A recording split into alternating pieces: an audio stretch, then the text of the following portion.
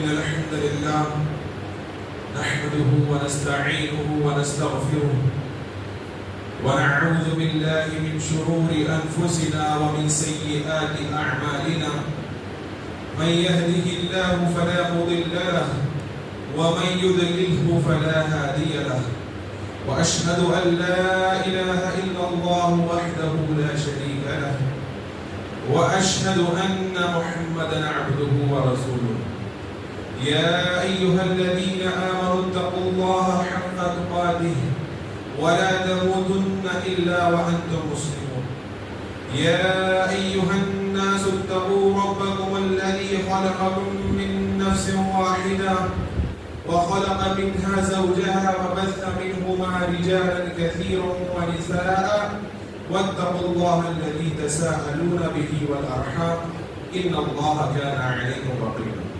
يا أيها الذين آمنوا اتقوا الله وقولوا قولا سديدا يصلح لكم أعمالكم ويغفر لكم ذنوبكم ومن يطع الله ورسوله فقد فاز فوزا عظيما أما بعد فإن خير الحديث كتاب الله وخير الهدي هدي محمد صلى الله عليه وسلم وشر الأمور محدثاتها وكل محدثة بدعة وكل بدعة ضلالة وكل ضلالة في النار وقال الله تبارك وتعالى إن عدة الشهور عند الله 12 شهرا في كتاب الله يوم خلق السماوات والأرض منها 4 حرم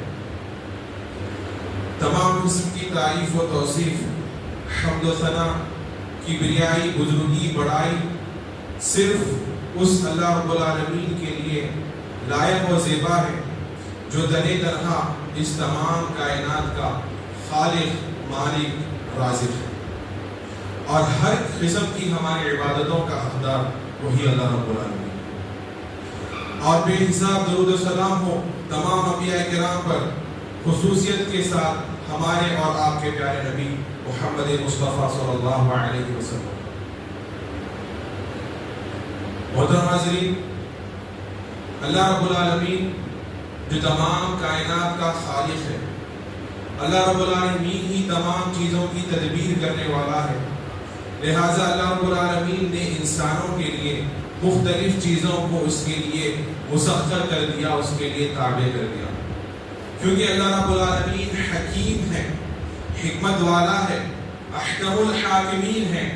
چنانچہ اللہ رب العالمین کے بنائے ہوئے ہر سسٹم کے پیچھے بہت ساری حکمتیں پوشیدہ ہوتی ہے، جس کا اندازہ لگانا ایک انسانی عقل کے مناسب نہیں۔ اللہ رب العالمین نے دن کو روشن بنایا، اللہ رب العالمین نے رات کو اندھیری بنایا، اللہ رب العالمین نے زمین کو گول بنایا اور اس کو ہمیشہ حرکت کرنے والی شے بنایا۔ اللہ رب العالمین نے آسمانوں کو 7 آسمانوں کی تعداد میں بنایا۔ اللہ رب العالمین نے جب آسمان سے بارش بھی اتاری تو ایسا سسٹم، ایسا نظام رکھا کہ آسمان سے بارش بھی بوندوں بوندوں کے حساب میں ہوتی۔ الغرض اللہ رب العالمین نے دنیا کے چلنے کے لیے مختلف سسٹموں کو، مختلف نظاموں کو اللہ رب العالمین نے بنایا۔ انہی نظاموں میں سے اللہ رب العالمین کا ایک نظام یہ سالوں اور مہینوں کا ہے۔ اللہ رب العالمین نے فرمایا کہ ان عدت الشہور عند اللہ 12 شہرا، کہ اللہ رب العالمین کے نزدیک جو مہینوں کی تعداد ہے وہ 12 ہے۔ یہ کس وقت سے ہے؟ یوم خلق السماوات والارض، جس دن اللہ رب العالمین نے آسمانوں اور زمینوں کی تخلیق فرمائی، جس دن اللہ رب العالمین نے آسمانوں اور زمینوں کو بنایا، اسی دن سے اللہ رب العالمین کے نزدیک جو مہینوں کی تعداد ہے وہ 12 ہے۔ پھر آگے کہا کہ منہا 4 حرم، اور انہی 12 مہینوں میں سے 4 مہینے حرمت والے ہیں۔ اسی آیت کی تفسیر ہمیں صحیح بخاری اور مسلم کی اس حدیث میں ملتی ہے جس کے راوی حدیث ابو بکر رضی اللہ تعالی عنہ۔ حجۃ الوداع کے موقع پر اللہ کے رسول صلی اللہ علیہ وسلم نے فرمایا کہ زمانہ گھوم کر پھر اپنی اسی اصلی حالت پر واپس آ گیا، اسی صورت پر واپس آ گیا جس طرح کے وہ اس وقت تھا جب اللہ رب العالمین نے آسمانوں اور زمینوں کو بنایا تھا. مہینہ ایک سال 12 مہینوں کا ہوتا ہے اور ان میں سے 4 مہینے حرمت والے. آگے مزید اللہ کے رسول صلی اللہ علیہ وسلم نے فرمایا کہ 3 مہینے لگاتار ہیں، ذوالقعدہ، ذوالحجہ اور محرم، اور 1 مہینہ جو مضر کا رجب ہے. مزید تفصیل بیان فرمائی جو کہ جمادی الاخر اور شعبان کے درمیان آتا ہے. اللہ کے رسول صلی اللہ علیہ وسلم نے یہاں پر رجب کو مضر والوں کا رجب کہا. وجہ یہ ہے کہ جو بنو ربیعہ تھے وہ رمضان کے مہینے کو حرمت والا سمجھتے تھے، اور جو بنو مضر تھے وہ رجب کے مہینے کو حرمت والا سمجھتے تھے. بہرحال ہم اور آپ آج جس گھڑی سے گزر رہے ہیں، جس دن میں ہم ہیں، یہ 1447 ہجری کا پہلا مہینہ، محرم کا مہینہ اور اس کا پہلا دن. لیکن یہ تاریخ چلی آ رہی ہے، یہ جو کیلنڈر بنا ہوا ہے یہ کب سے شروع ہوا؟ اس کی مختصر تاریخ ہم جانتے ہیں.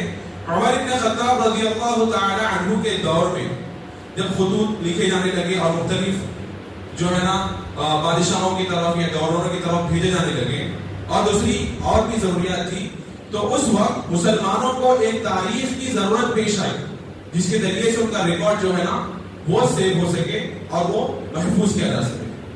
لہذا تمام صحابہ کرام وغیرہ کی تجویز سے آخر میں عمر بن خطاب رضی اللہ تعالی عنہ نے یہ فیصلہ لیا کہ ہمارا جو سال ہوگا وہ ہجری سے شروع ہوگا، یعنی وہ پہلا مہینہ، وہ پہلا سال جب اللہ کے رسول صلی اللہ علیہ وسلم نے مکہ سے ہجرت کر کر مدینے کو آئے تھے، اور یہیں سے ہماری ہجری کا سال شروع ہوگا.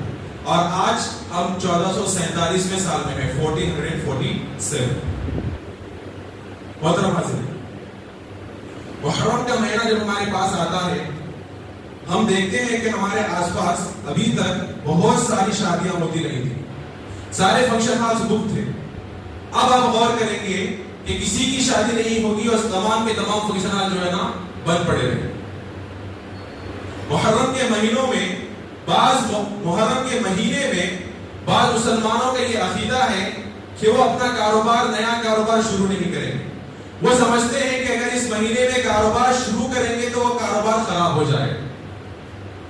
یہ خاص صرف اسی محرم کی وجہ نہیں، بلکہ بعض اوقات، بعض حالات کے حساب سے مسلمان کبھی زمانے کو، کبھی وقت کو، کبھی دن کو، کبھی مہینے کو برا بھلا کہتا ہے. حالانکہ صحیح بخاری مسلم کی واضح حدیث ہے، حدیث قدسی ہے. ابو ہریرہ رضی اللہ تعالی عنہ راوی حدیث فرماتے ہیں کہ اللہ کے رسول صلی اللہ علیہ وسلم نے فرمایا کہ اللہ رب العالمین کہتا ہے یؤذینی ابن آدم، کہ ابن آدم مجھے تکلیف دیتا ہے. یسب الدہر، وہ زمانے کو برا بھلا کہتا ہے. وَأَنَا الدَّهْرُ بِيَدِ الْأَمْرِ، زمانہ میں ہی ہوں، میرے ہی ہاتھ میں تمام معاملات ہیں. اُقَلِّبُ اللَّيْلَ وَالنَّهَارِ، میں ہی دنوں اور رات کو پلٹتا ہوں، میں ہی دنوں اور رات کو بتاتا ہوں. محترم حاضرین، ہمارے اندر یہ چیز جو عام ہو چکی ہے، وقت کو برا کہنا، زمانے کو برا کہنا، مہینوں کو اور حالات کو برا کہنا، یہ بالکل درست نہیں ہے. گویا کہ آپ اس وقت کے، اس مہینے کے بنانے والے خالق کی طرف آپ نقص کی جو ہے نسبت کر رہے ہیں. ہمیں اس چیز سے اجتناب کرنا چاہیے. محترم حاضرین، ہم دیکھتے ہیں کہ جب مارچ کا مہینہ آتا ہے اور ایک فائنینشیل ایئر ختم ہوتا ہے تو جتنے بھی کاروباری لوگ ہیں اپنے کاروبار کا حساب سمیٹ کر اگلے آنے والے سال کی تیاری کرتے ہیں. بڑی بڑی کمپنیاں، بڑے بڑے جو پروجیکٹس ہوتے ہیں اس کو کامیاب کرنے کے لیے ہر سال وہ لوگ نئی تجاویز پیش کرتے ہیں اور نئے پلان اور نیا نظام بنانے کی کوشش کرتے ہیں. کیونکہ اب ہمارا یہ نیا سال ہے اور ہم اس نئے سال میں داخل ہو چکے ہیں، تو ہماری پلاننگ کیا ہونی چاہیے، اس سال میں ہمارا ٹارگٹ کیا ہونا چاہیے، اس سال کو گزارنے کا ہمارا مقصد کیا ہونا چاہیے، ہمیں اس بات کو متعین کر لینا چاہیے. اللہ رب العالمین نے سورہ مومنون میں فرمایا افحسبتم انما خلقناکم عبثا وانکم الینا لا ترجعون، کیا تم نے یہ گمان کر لیا کہ ہم نے تمہیں بس ایسے ہی بیکار پیدا کر دیا اور تم ہماری طرف لوٹائے نہیں جاؤ گے؟ اللہ رب العالمین نے یہاں پر انسان کو یاد دلایا کہ دنیا میں جو تم یہاں پر ہو وہ ایک مقصد کے تحت ہو. اللہ کی بندگی میں تمہیں زندگی گزارنا ہے، اللہ رب العالمین کی اطاعت میں زندگی گزارنا ہے، اللہ کی نافرمانیوں سے بچے رہنا ہے، اللہ کے رسول صلی اللہ علیہ وسلم کے بتائے ہوئے طریقے پر زندگی گزارنا ہے، شرک و بدعات سے دور رہنا ہے، گناہوں سے دور رہنا ہے، برائی سے دور رہنا ہے، لوگوں پر ظلم و زیادتی کرنے سے دور رہنا ہے، حرام مال کھانے سے دور رہنا ہے، سود کھانے سے دور رہنا ہے، رشوت کھانے سے دور رہنا ہے. محترم حاضرین، ہم اور آپ اس سال کا پلان بنائیں، ایک ٹارگٹ متعین کریں کہ ہم اس سال کو اللہ رب العالمین کی فرمانبرداری میں گزاریں گے. وَلَا تَحَاسَدُوا، ہم آپس میں ایک دوسرے مسلمان کے خلاف حسد نہیں رکھیں گے. وَلَا تَبَاغَضُوا، ہم ایک دوسرے سے آپس میں بغض و عداوت نہیں رکھیں گے. وَلَا يَغْتَبْ بَعْضُكُمْ بَعْضًا، ہم میں کا ایک اس کے دوسرے بھائی کے پیٹھ کے پیچھے اس کی برائی نہیں کرے گا، اس کی عزت کو نہیں اچھالے گا، اور ہم ایک دوسرے کا مذاق نہیں اڑائیں گے. محترم حاضرین، پلان تو ہر کوئی بناتے ہیں، ہر کسی کا ایک منصوبہ ہوتا ہے، ایک ٹارگٹ انسان متعین کرتا ہے، لیکن بہت کم ایسے پلان اور ایسے نظام ہوتے ہیں جو عمل میں آتے ہیں اور آخر میں سکسیسفل اور کامیاب ہوتے ہیں. ہم دیکھتے ہیں کہ ہم نے تو پلان بنا لیا، ایک ٹارگٹ تو ہم نے رکھ لیا، لیکن اس کو کامیاب کیسے بنایا جائے؟ اس سلسلے میں آپ کے سامنے دو باتیں رکھوں گا. سب سے پہلی بات کہ یہ جو دن کو سورج نکلتا ہے اور پھر مغرب میں ڈوب جاتا ہے، پھر رات کا اندھیرا چھا جاتا ہے، اسی طرح ایک دن گزر جاتا ہے، اسی طرح یہ ہفتہ گزر جاتا ہے، ایک مہینہ گزر جاتا ہے، اسی طرح سال گزر جاتا ہے. یہ وقت کا گزرنا اپنے گزرنے کی وجہ سے ایک مومن کو، ایک ایمان والے کو یہ یاد دلاتا ہے کہ جس طرح میں گزر رہا ہوں اس طرح ایک دن تو بھی گزرنے والا ہے. فرق یہ ہے کہ یہ دن گزر جائے گا تو واپس آ جائے گا، یہ ہفتہ گزرے گا تو واپس آئے گا، یہ مہینہ بھی واپس آئے گا، یہ سال بھی واپس آئے گا، لیکن ایک انسان جب گزر جاتا ہے تو وہ واپس نہیں آ سکتا. سال کا گزرنا ایک ایمان والے کی نظر میں اس کا نظریہ یہ ہوتا ہے کہ سال کے گزرنے پر وہ خوش نہیں ہوتا، سال کے گزرنے پر وہ خوشی نہیں مناتا، سال کے گزرنے پر وہ افسوس کا اظہار کرتا ہے، وہ اپنے آپ کا محاسبہ کرتا ہے کہ میں نے پچھلے سال میں کیا وہ نیکیاں کی، کیا اتنے نیک اعمال میں نے کیے کہ میں اللہ رب العالمین کو راضی کر سکا، کیا میرے اعمال اتنے کافی ہیں کہ اگر میں اس حالت میں مر گیا تو اللہ رب العالمین مجھے جنت میں داخل کر دے گا. محترم حاضرین، ہم اور آپ جب سفر کرتے ہیں کسی دور دراز شہر کا، اگر کوئی آ کر آپ سے کہے کہ بھائی چلو سفر میں نکلتے ہیں، سب سے پہلی بات جو انسان کہتا ہے کہ بھائی تھوڑا وقت دو، میں سفر کی تیاری کرتا ہوں، ذرا میرے کام جو ہے اسے نپٹا کر اسے انجام دے کر آتا ہوں. اگر یہی معاملہ کسی دوسرے ملک کو جانے کا ہے، وہ انسان مہینوں سے اس کی تیاری کرتا ہے، اپنے سارے کاموں کو نپٹاتا ہے، انجام دیتا ہے، جب کبھی سفر پر نکلتا ہے. محترم حاضرین، یہ ہمارا جو زندگی کا سفر ہے، ہمارے اس سفر کے بعد جو سفر شروع ہونے والا ہے، اس سفر کا جب شروعات اس سفر کی ہوگی، جب انسان کو موت آئے گی تو اس سفر کی تیاری کرنے کا انسان کو موقع نہیں ملے.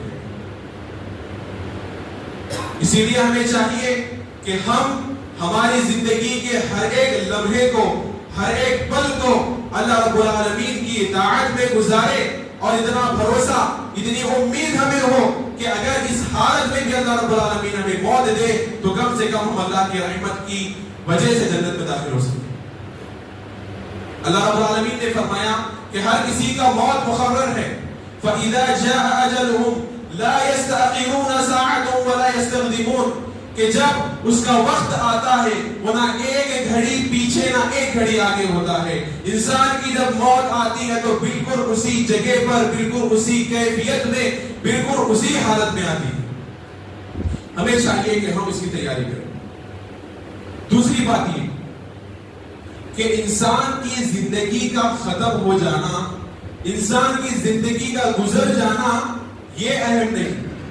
جو چیز اہمیت کی حامل ہے کہ ہمارے دن و رات، ہمارے مہینے، ہمارے سال، ہماری زندگی کا جب اختتام ہو تو ہمارا خاتمہ خیر ہو.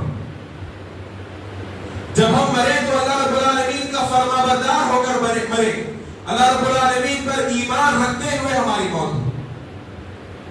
اللہ رب العالمین نے قرآن میں یوسف علیہ السلام کا قصہ بڑی تفصیل سے ذکر کیا کہ کس طرح اللہ رب العالمین نے انہیں اپنی زندگی آزمایا. پھر آخر میں اللہ رب العالمین نے انہیں بادشاہت بھی عطا کی، نبی بنا کر آخرت کا بھی بادشاہ بنایا، اور ان کے بھائی بہن کو، ان کے جو بھائی تھے، ان کے جو ماں باپ تھے، ان سے بھی ملا دیا. جب سارے خیر ان کے پاس جمع ہو گئے، یوسف علیہ السلام جو کہ نبی ہیں، انہیں پتا ہے کہ ان چیزوں کی کوئی اہمیت نہیں ہے. وہ اللہ سے دعا کرتے ہیں. ان دعاؤں میں سے ایک دعا یہ ہے، توفنی مسلما والحقنی بالصالحین. اے اللہ رب العالمین، جب تو مجھے موت دے تو مجھے اس حالت میں موت دے کہ میں تیرا فرما بردار ہو کر بنوں، اور مرنے کے بعد جب میرا فیصلہ کر تو نیکوکاروں اور صالحین کے ساتھ میرا فیصلہ. محترم حاضرین، صحیح بخاری اور مسلم کی ایک اور حدیث ہے. اللہ کے رسول صلی اللہ علیہ وسلم نے فرمایا کہ فوالذی لا الہ غیرہ، اس ذات کی قسم جس کے علاوہ کوئی حقیقی معبود نہیں، تم میں سے ایک شخص زندگی بھر جنتیوں والے اعمال کرتا ہے، جہاں تک کہ اس کے اور اس کی جنت کے درمیان ایک ہاتھ کا، ایک ذرا کا فاصلہ باقی رہ جاتا ہے. اچانک اس کی جو تقدیر ہوتی ہے، سبقت کر جاتی ہے، وہ جہنمیوں والے عمل کرتا ہے اور جہنم میں داخل ہو جاتا ہے. مزید فرمایا تم میں سے ایک شخص زندگی بھر جہنمیوں والے عمل کرتا ہے، یہاں تک کہ جہنم میں اور اس کے درمیان ایک ذرا کا، ایک ہاتھ کا فاصلہ باقی رہ جاتا ہے. اس کی تقدیر غالب آ جاتی ہے، وہ جنتیوں والا عمل کرتا ہے، جنت میں داخل ہو جاتا ہے. پھر آخری میں اللہ کے رسول صلی اللہ علیہ وسلم نے فرمایا کہ انما الاعمال بالخواتیم، کہ اعمال کا جو دار و مدار ہے، اعمال کا جو حساب کیا جائے گا، وہ اس کے خاتمے پر، وہ اس کے اختتام پر اعمال کو جانچا جائے گا. محترم حاضرین، وہ کیا وجہ ہو سکتی ہے کہ انسان زندگی بھر جنتیوں والے عمل کرتا ہے، لیکن آخری وقت ایک ایسا موقع آتا ہے کہ وہ جہنمی والا عمل کر کر جہنم میں داخل ہو جاتا ہے. صحیح بخاری کی ایک اور حدیث سے ہمیں اس کی وجہ ملتی ہے کہ انسان جب نیکی کرتا ہے تو لوگوں کو دکھانے کے لیے کرتا ہے. اس کے عمل میں ریاکاری ہوتی ہے. اس کا مقصد یہ ہوتا ہے کہ لوگ اس کی تعریف کریں، وہ لوگوں سے واہوائی بٹورے، لوگوں میں اس کا مقام و مرتبہ بلند ہو. اس کا جو عمل ہوتا ہے خالص اللہ رب العالمین کے لیے نہیں ہوتا. اسی لیے محترم حاضرین، ہمیں چاہیے کہ ہم اپنے اعمال کو صرف اور صرف خالص اللہ رب العالمین کے لیے کریں. آخر میں ایک بات کہتے ہوئے اپنی بات کو ختم کروں گا. اور آپ ہر جمعہ میں سنتے ہیں یہ آیت کہ یا ایھا الذین آمنوا اتقوا اللہ حق تقاتہ، کہ اے ایمان والوں، اللہ رب العالمین سے اس طرح ڈرو، اس طرح اللہ رب العالمین کا تقوی اختیار کرو جس طرح اللہ رب العالمین کا حق ہے. یہ آیت پہلے نازل ہوئی، صحابہ کرام اللہ کے رسول صلی اللہ علیہ وسلم کی خدمت میں حاضر ہوئے، کہنے لگے اللہ کے رسول صلی اللہ علیہ وسلم، ہم عبادت تو کر لیں گے، اللہ کی اطاعت و فرمانبرداری کر لیں گے، اللہ کا تقوی تو اختیار کر لیں گے، لیکن اس طرح تقوی اختیار ہم نہیں کر سکتے جس طرح اللہ رب العالمین کا تقوی اختیار کرنے کا ہے. پھر اس کے بعد اللہ رب العالمین نے سورۃ تغابن کی آیت نازل فرمائی، فاتقوا اللہ ما استطعتم، اللہ کا تقوی اس قدر اختیار کرو جتنی اللہ نے تمہیں استطاعت دی ہے، جتنا اللہ رب العالمین نے تمہیں طاقت عطا فرمائی ہے، اس اعتبار سے اللہ کا تقوی، اللہ کی عبادت کرو. محترم حاضرین، ہم اور آپ کے پاس اگر ایک مزدور ہے، اگر آپ اس کو کہیں کہ بھائی تمہیں کام اس طرح کرنا ہے جس طرح میں چاہتا ہوں، فلاں طریقے سے کام تمہارا انجام ہونا چاہیے، تو وہ کام تو کرے گا، لیکن اس کے کام کرنے میں وہ دلچسپی، وہ دلجوئی اس کے کام کرنے میں نہیں رہے گی. اسی مزدور کو اگر آپ کہیں کہ بھائی اللہ نے تمہیں جتنی طاقت دی ہے، جتنی تمہارے پاس کیپیسٹی ہے، جتنا تم کر سکتے ہو اتنا ہی کام کرو، پھر پھر آپ دیکھیں کہ وہ مزدور کس طرح اچھے طریقے سے کام کرتا ہے اور آپ کو خوش کرنے کی کوشش کرتا ہے۔ اللہ رب العالمین نے جو پہلے حکم نازل فرمایا تھا کہ اللہ کے حق کے حساب سے اس کا تقوی اختیار کرنا ہے، آخر میں اللہ رب العالمین نے بندوں کی آسانی کے لیے یہاں تک اللہ رب العالمین نے کہہ دیا کہ تمہاری طاقت کے اعتبار سے اللہ رب العالمین کا تقوی اختیار کرو۔ آخر میں اللہ رب العالمین سے دعا ہے کہ اللہ رب العالمین ہمیں اللہ رب العالمین کی واحد اس کی عبادت کرنے کی توفیق عطا فرمائے، ہمارا ہر ایک عمل اللہ اس کے رسول صلی اللہ علیہ وسلم کے بتائے ہوئے طریقے پر ہو۔ جتنے بھی مسلمان پریشان حال ہیں اللہ ان کی جملہ پریشانیوں کو دور فرمائے، جو مسلمان بیمار حال ہے اللہ کو شفاء کاملہ عاجلہ دائمہ مستمر عطا فرمائے، مسلمان ماں اور بہنوں کی عزت و آبرو کی اللہ رب العالمین حفاظت فرمائے۔ اللہم انصر من نصر دین محمد صلی اللہ علیہ وسلم واخذل من خذل دين محمد صلى الله عليه وسلم۔ اقول قولي هذا واستغفر الله لي ولكم ولسائر المسلمين انه تعالى جواد كريم ولي ولكم رؤوف رحيم، واخر دعوانا الحمد لله رب العالمين۔